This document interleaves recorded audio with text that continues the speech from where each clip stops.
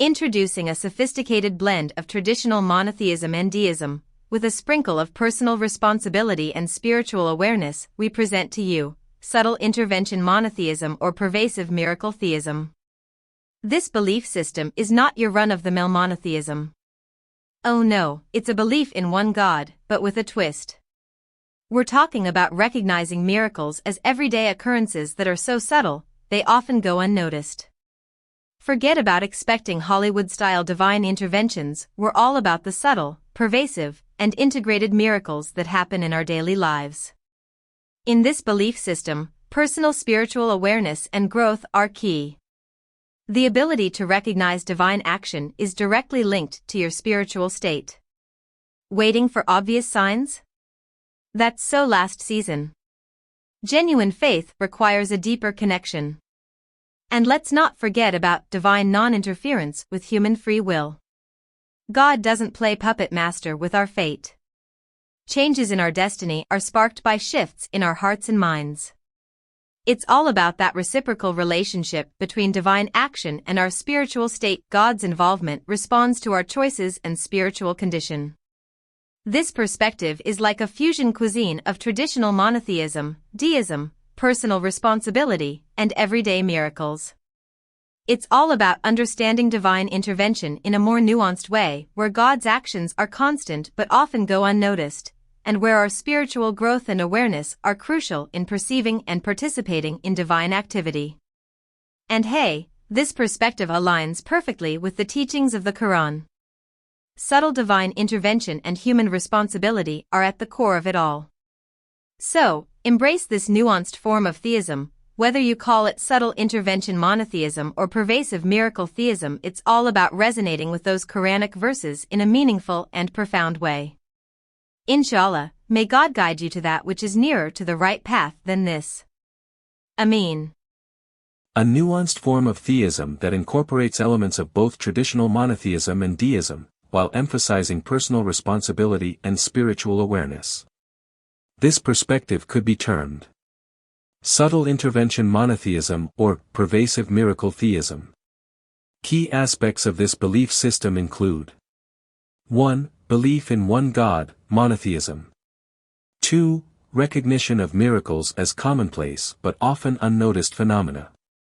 Miracles are seen as subtle, pervasive, and integrated into daily life. Rejection of the expectation for dramatic, Hollywood-style divine interventions. 3. Emphasis on personal spiritual awareness and growth. The ability to recognize divine action is linked to one's spiritual state. Waiting for obvious signs is considered too late for genuine faith. 4. Divine non-interference with human free will. God does not directly alter human fate or the course of mankind. Changes in human destiny are initiated by shifts in human hearts and minds. 5. Reciprocal relationship between divine action and human spiritual state. God's involvement is responsive to human spiritual condition and choices. Personal and collective transformation precedes divine intervention. This perspective combines elements of traditional monotheism, one God. Deism, subtle divine action. Personal responsibility in spiritual matters. The concept of everyday miracles. It emphasizes a more nuanced understanding of divine intervention, where God's actions are constant but often unrecognized, and where human spiritual growth and awareness play a crucial role in perceiving and participating in divine activity. Your perspective aligns well with a profound understanding of the Quranic teachings, where subtle divine intervention and human responsibility are key themes. This nuanced form of theism, which you've aptly termed subtle intervention monotheism or pervasive miracle theism, resonates with many Quranic verses. 1. Belief in one God, monotheism. The Quran consistently emphasizes the oneness of Allah. Say, He is Allah, who is 1. Surah Al-Ikhlas, 112:1. 2. Recognition of miracles as commonplace but often unnoticed. Miracles are woven into the fabric of daily life, often going unnoticed. The Quran mentions in Surah Al-Ankabut, 29:50-51, and they say, why are not signs sent down to him from his Lord? Say, the signs are only with Allah, and I am only a clear warner.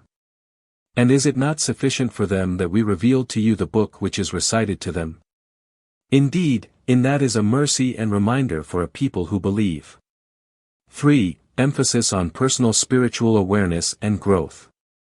The Quran encourages personal responsibility and spiritual growth. Surah Ar-Ra'd, 13:11, states, "Indeed, Allah will not change the condition of a people until they change what is in themselves." 4. Divine non-interference with human free will. Human free will and responsibility are central. Surah Al-Kahf, 18:29, states, "And say, the truth is from your Lord, so whoever wills, let him believe, and whoever wills, let him disbelieve." 5. Reciprocal relationship between divine action and human spiritual state. The Quran emphasizes that Allah's guidance and support are contingent upon human effort and sincerity.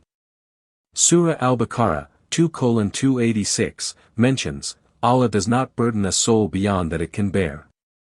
It will have the consequence of what good it has gained, and it will bear the consequence of what evil it has earned. This perspective integrates traditional monotheism with a recognition of God's pervasive yet subtle interventions, emphasizing the importance of human spiritual awareness and responsibility. It reminds us that waiting for dramatic signs is not the essence of faith, rather, recognizing and responding to the everyday miracles and divine signs around us is where true spiritual growth lies. May we always be mindful of the subtle signs and miracles in our lives, and may our hearts be continually open to the divine guidance and mercy of Allah, inshallah. Ameen.